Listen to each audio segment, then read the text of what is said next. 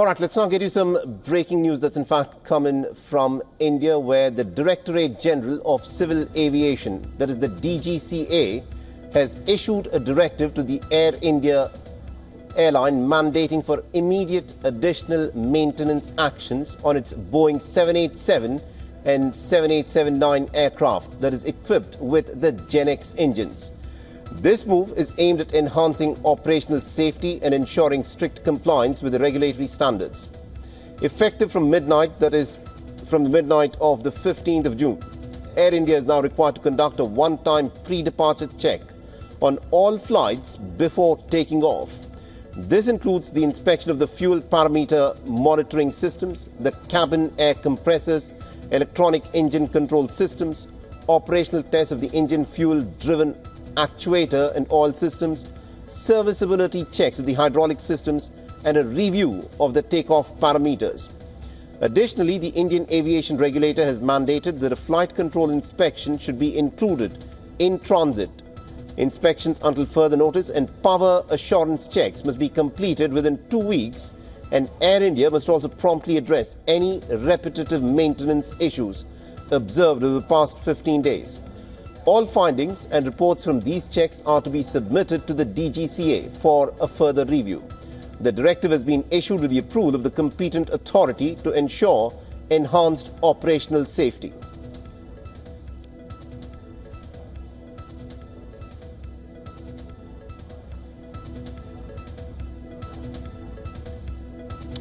And our principal correspondent Disha Shah has been tracking the developments very closely and is joining us live from Ahmedabad.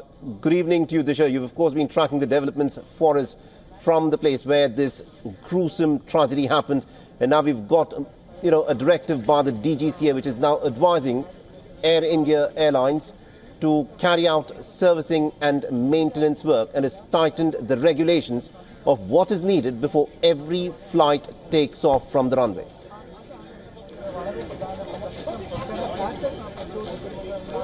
Well, absolutely. This latest directive coming in is very crucial, keeping in mind the incident that took place yesterday, which claimed lives of more than 265 people. Here we are talking about the aviation's one of the worst and the biggest disasters here we are talking about, and that is why for safety precautions and measures of the passengers who are traveling on Air India's few flights, this maintenance work is very important. That needs to be done on the ground level. And firstly, I really want to show you that what exactly happened through the day. And right now where we are right here at the crash site where the plane crashed right at the doctor's hostel. As you can see, we can see a few police cars also leaving at the moment. They have completed their part of investigation, because now what we understand that the second black box also has been recovered from one of the rooftop of the buildings. And as you can see at this specific gate, we can see that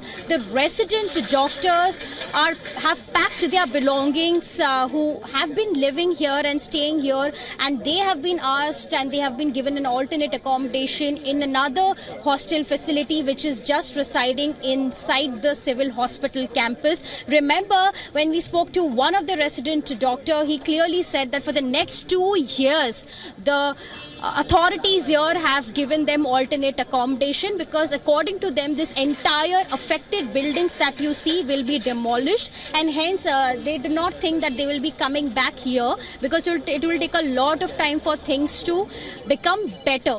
And on the ground level, we are also looking at the rescue operations getting over, and now the entire focus is definitely on especially the DNA test sampling that is taking place at the civil hospital, which is just about 1.5 kilometers away from this specific crash site.